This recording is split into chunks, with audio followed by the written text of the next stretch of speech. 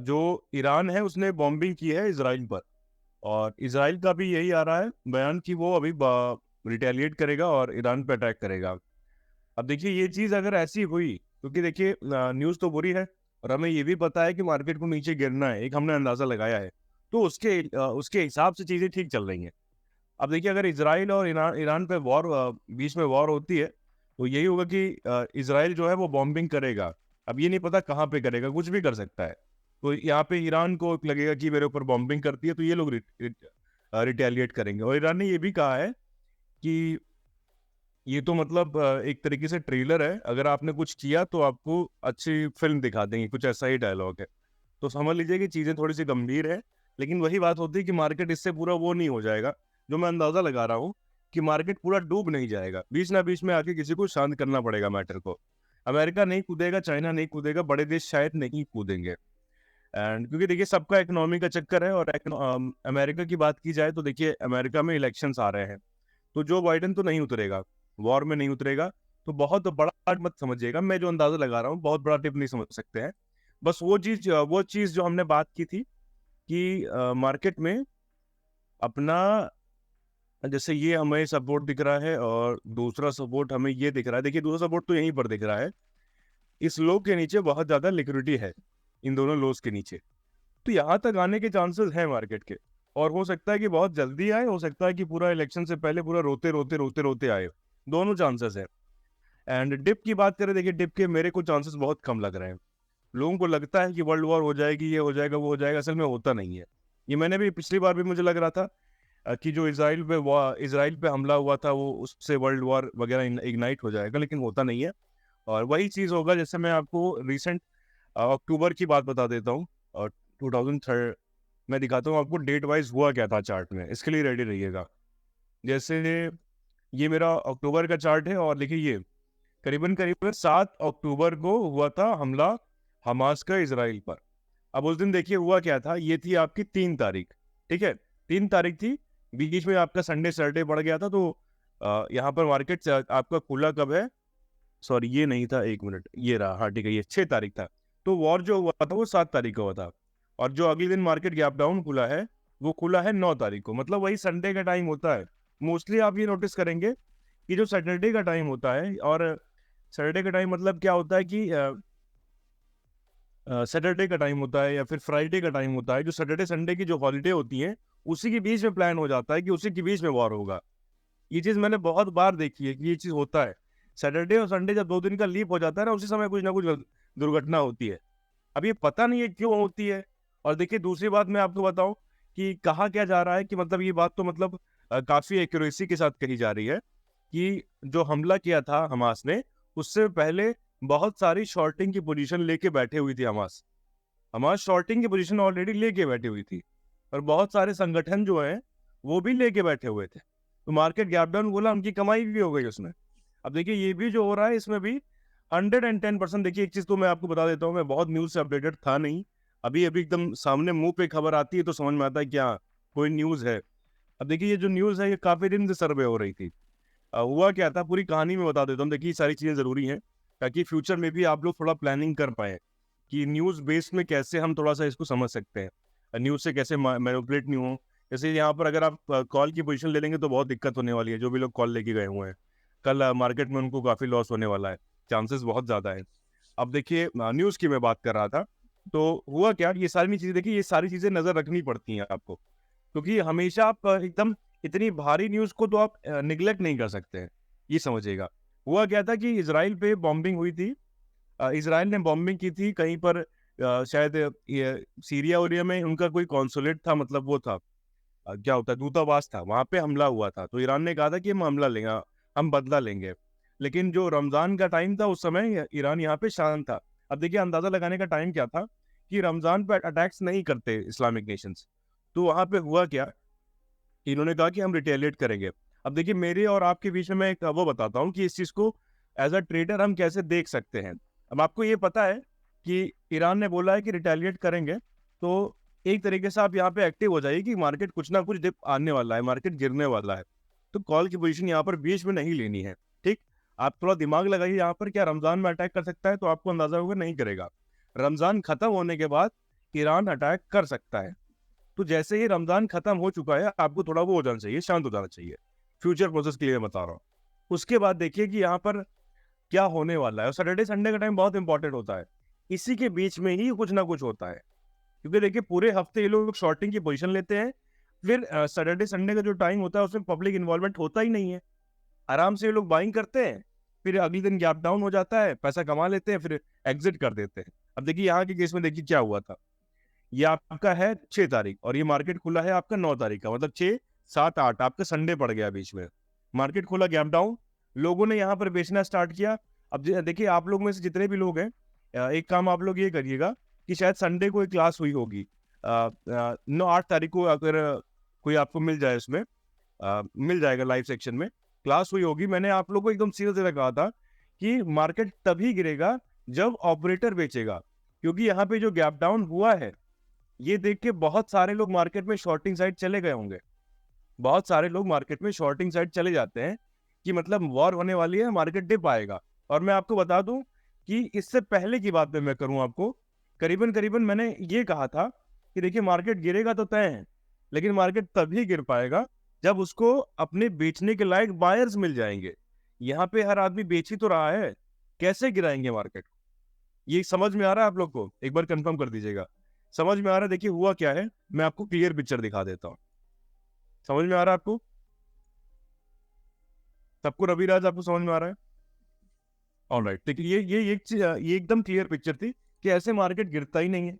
मैंने सबको यही बात बताई थी, देखिए मार्केट तभी गिरेगा जब मार्केट में बायर्स आएंगे, और बायर्स ब्रेकआउट के बाद ही आएंगे।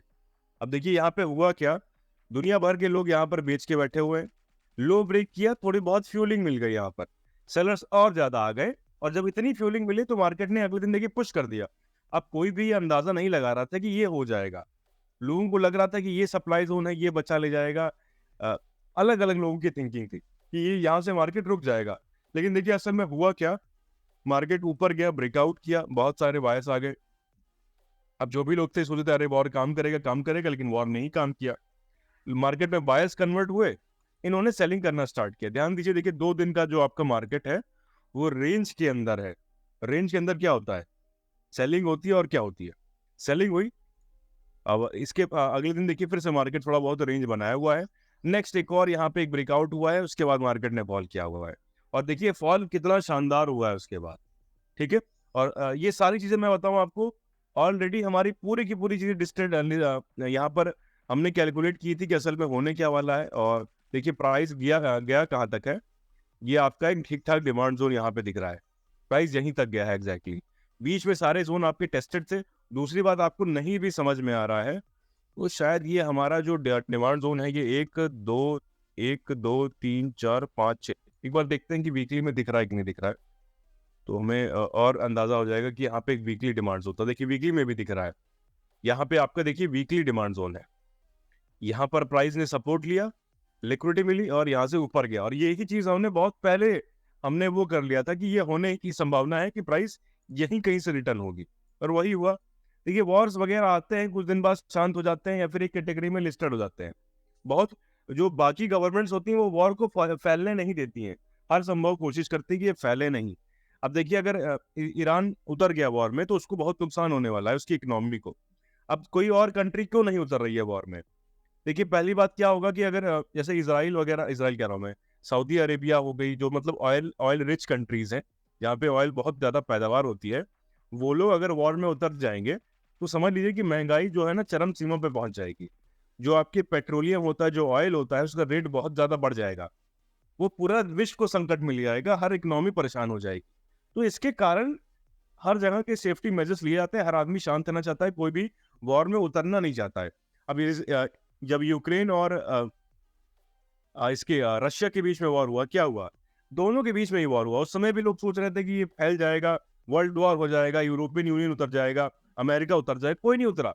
सबको अपनी टेंशन है, वॉर ऐसे नहीं फैलते हैं। सबने 2 वर्ल्ड वॉर देखा है। अभी अगर वर्ल्ड वॉर होना भी है तो समझ लीजिए कि बहुत ज्यादा ऐसी कुछ चीजें करनी पड़ेंगी जिससे मतलब पूरी पूरी एक देश की पूरी जनसंख्या आहत हो जाए, उसके बाद ही होगा। ऐसा कुछ नहीं होने वाला है। देखिए इसराइल भी यही कोशिश करेगा कि वहां के लोगों को ना परेशान करे, वो उनके मतलब ठिकानों पर अटैक करेगा, बस यही कर सकता है। लोगों का हाथ करा तब दिक्कत हो जाएगी। तब ये होगा कि लाओ रशिया भी उतर गया, उसके फ्रेंडली नेशंस भी उतर गए, चाइना भी उतर गया, तो वो दिक्कत वाली बात है। तो बस अब होने नहीं वाला है, लेकिन इस न्यूज के सहारे मार्केट टिप मार देगा अच्छा वाला। अब ये टिप कितना मार देगा, ये देखिए मैंने यहाँ पे एक ट्रेंड लाइन बनाई है, तो समझ लीजिए कि इसकी लिक्विडिटी है। एंड दूसरा, अगर मैं लिक्विडिटी पॉइंट ढूंढूं, तो ये हमें दिख रहा है कि इसके नीचे लिक्विडिटी है। तो दोनों पॉइंट्स काफी बढ़िया दिख रहे हैं लिक्विडिटी के। और अगर इसके बारे में बात करें, देखिए यहाँ से मार्केट गिरने के क्या संभावना है, कैसे गिर सकता है, कैसे नहीं गिरेगा, तो थोड़ा मोड़ा हम यहाँ पर भी एक गेस कर सकते हैं कि असल में होने क्या वाला है। देखिए होना ये सकता है कि अगर न्यूज हमारी अच्छी खासी, क्योंकि अभी देखिए इसी के टाइम पर, पता नहीं आज या कल या परसों में देखिए कुछ न्यूज आएगी इजराइल के अटैक की, तो ये देखिए कि डिमांड जोन जो है हमारा वो यहाँ पे है। ये है हमारा एक डिमांड जोन। प्राइस क्या कर सकता है, प्राइस देखिए हो सकता है कि डिमांड जोन पर आए और थोड़ा सा इसको ब्रेक भी कर दे, उसके बाद ये ऊपर जा सकता है, क्योंकि हर आदमी यहाँ पे शॉर्ट कर रहा है। और देखा जाए बायर कहाँ से आ सकता है मार्केट में, देखिए बायर के आने के चांसेस जो दिख रहे हैं वो ये दिख रहा है कि ये ट्रेंड लाइन का ब्रेकआउट हमें दिख रहा है, इसके ब्रेकआउट पर बायर्स आ सकते हैं। लेकिन पता नहीं है कि क्या इतने इतने बायर से काम चल जाएगा ऑपरेटर का कि नहीं चलेगा। अब देखिए दूसरा सीन ये भी हो सकता है, कल मार्केट बहुत, मैं ये तो मतलब समझ लीजिए कि लिस्ट सिनेरियो है कि मार्केट कल गैप डाउन खोले फिर नीचे जाए, सॉरी गैप अप खोले फिर नीचे जाए, ये भी बहुत लीस्ट लग रहा है। लेकिन होने की संभावना ये भी है, मार्केट में कुछ भी हो सकता है, लेकिन इसको एकदम लिस्ट से लिस्ट मानिएगा, क्योंकि सेलिंग प्रेशर बहुत ज्यादा होगा। और जो प्री मार्केट के जो टाइम होते हैं उसमें ऑपरेटर्स बहुत ज्यादा मतलब बेचने में उनको दिक्कत नहीं होती है। तो ये संभावनाएं हैं। दूसरी चीज ये भी आप देख सकते हैं कि प्राइस अगर डिमांड जोन को अप्रोच करता है, उसके बाद ब्रेकआउट करता है, फिर ये आपका डिमांड जोन तोड़ता है, तब एक रैली आपकी ऊपर की तरफ हो सकती है। अब यहाँ पे अगर एक दो दिन बिता दे तो अच्छा लगेगा मुझे कि हाँ शायद अब मतलब जो हमारा प्रीवियस जो हमने एनालिसिस किया है उसके हिसाब से लगभग ऐसा ही होता है। तो ये हो सकता है कि यहाँ पे प्राइस कलेक्शन करे और नीचे गिर जाए। अब लोगों को यही लगता रहेगा कि वॉर का कोई इम्पैक्ट ही नहीं हुआ है, लेकिन हमें भी थोड़ा बहुत अंदाजा है कि इलेक्शन से पहले मार्केट थोड़ा डिप होना चाहिए। तो वो सारी चीजें यहाँ पे हो सकती हैं। एंड देखते हैं कि आगे क्या होता है। अब देखिए सेलिंग और कहाँ पे दिख रही है चार्ट में, सेलिंग हमें दिख रही है कि देखिए ये सपोर्ट के नीचे सेलिंग है, और इसके नीचे की अगर हम जोन्स को देखें तो लगभग लगभग टेस्टेड है। अगर हम लोअर टाइम फ्रेम पे जाएंगे हमें ये डिमांड जोन टेस्टेड दिखेंगे। अब ये टेस्टेड है कि नहीं है एक बार देखते हैं। देखिए ये आपका एक डिमांड जोन है, ठीक ठाक बैठा हुआ है, और इसमें अगर हम वो करेंगे रिफाइनमेंट करेंगे तो हमारा कुछ ऐसा बन के आएगा। इसके टूटने की चांसेस देखिए है, इसको मैं काट नहीं सकता हूँ, ये टूट सकता है। देन इसके नीचे जाएंगे तो देखिए ये काफी कमजोर है, सारे डिमांड जोन चॉपी मार्केट है। ये भी demand zone multiple time tested है, हाई आपका टेस्टेड है, बिल्कुल टेस्टेड है। ये डिमांड जोन है, ये भी टेस्टेड है। कमजोर है डिमांड जोन बहुत ज्यादा नीचे। तो देखते हैं कि क्या होता है कि नहीं होता है, वो चीज जो हम सोच रहे हैं। एंड चलिए, कोई डाउट है आप लोग का पूछ लीजिए। सब चीज समझ में आ रही है आप लोग को कि कैसे कैलकुलेशन करना है चीजों को लेकर, राइट? तो ये ऐसा ही होता है, मतलब अगर पूरी दुनिया बेच रही है तो वो चीजें होने नहीं वाली हैं। हमें थोड़ा सा स्मार्टली सोचना पड़ेगा। लोग टेक्निकल एनालिसिस से इतने, देखिए हम लोग को समय बीत चुका है, हम लोग को पता है कि चार्ट कैसे काम करते हैं। लोगों का इमोशन काम करता है मार्केट में, और काम मार्केट क्या करता है कि इमोशंस के विरुद्ध काम करता है, स्मार्टली काम करता है। जो पूरी दुनिया सोच रही है उसके उल्टा जाता है। यही चीज हमने वहां पर देखा है, और फ्यूचर में भी देखिए देख सकते हैं। लेकिन ये समझ लीजिए कि डिप जो है वो एक बार फिर से देख लेते हैं। देखिए ये हम, मुझे लग रहा है कि सबसे बढ़िया डिप तो होगा यहीं तक, और ये तेजी से तो नहीं जाना चाहिए। बस ये है कि इलेक्शन के पहले तक, रिजल्ट आने के पहले तक ये मार्केट इतना डिप कर जाए, दैट इज वेरी गुड। क्योंकि देखिए यहाँ के सिनेरियो में हमें क्या दिख रहा है कि ट्रेंड लाइन भी टूट रही है और लिक्विडिटी भी मिल रही है, ये डिमांड जोन है। तो ये डिप थोड़ा बहुत टूट सकता है, नहीं टूट सकता, वो कल की बात है। लेकिन इसके बाद जो मार्केट भागेगा, जैसे मैं आपको अपना एक राय दूं, तो चांसेस देखिए हैं बीजेपी के फिर से गवर्नमेंट में आने के और मार्केट के रैली करने के चांसेस हैं। तो मैं कोशिश करूंगा कि यहाँ कहीं पर बाइंग की पोजीशन लूं, क्योंकि इसके बाद जो रैली होगी वो काफी स्ट्रांग हो सकती है। जो कि ये डिप होगा, हो सकता है कि ये लास्ट डिप हो, उसके बाद मार्केट बहुत ऊपर चला जाए। कोई भी मतलब मैं काट नहीं सकता, देख नहीं सकता। अब देखिए मार्केट में न्यूज ऐसी चीज होती है कि कुछ भी हो सकता है। एक हम कुछ परसेंटेज ये भी मान के चल रहे हैं कि हो सकता है कि वॉर एस्केलेट हो जाए, थोड़ी बड़ी हो जाए, कहीं पे बम इधर उधर छटक जाए तो दिक्कत हो जाएगी। तो उसके लिए भी, शॉर्टिंग के लिए भी तैयार रहना पड़ेगा। इलेक्शन के बाद देखिए मार्केट भागेगा, फिर उसके बाद फिर एक डिप मारेगा। तो डिप की बात, ऑल टाइम हाई भी तोड़ने हाँ देखिए तोड़ने के चांसेस बहुत ज्यादा है। अब देखिए कुछ चीजें हैं। अभी 14 अप्रैल चल रहा है, इलेक्शन देखिए कुछ दिनों में स्टार्ट हो जाएगा। मार्केट हो सकता है कि न्यूज के कारण टपाटप टपाटप एकदम बहुत फास्ट गिरे। उसके बाद यहाँ पे बहुत टाइम वेस्ट करेगा मार्केट, बहुत टाइम वेस्ट करेगा इलेक्शन के पहले। कुछ भी करेगा मार्केट, यहाँ पे रैली करेगा, टिप करेगा, कुछ भी करता रहेगा। मतलब वहां यहाँ पे न्यूज काम करेगी। मार्केट रेंज के अंदर चल रहा है, रैली होगी, स्टार्क फॉल करेगा, ये सारी चीजें होंगी। Right right right. काफी लंबी रैली हो सकती है। और ये आपका 2 हफ्ते में मार्केट पूरा का पूरा डिप हो सकता है, मतलब 2 हफ्ते तक मार्केट आपका गिर सकता है। तो 2 हफ्ते का अगर आप अंदाजा लगाएं, ये 2 हफ्ते में मार्केट इतना ऊपर गया है, तो 2 हफ्ते में मार्केट इतना नीचे गिर भी सकता है।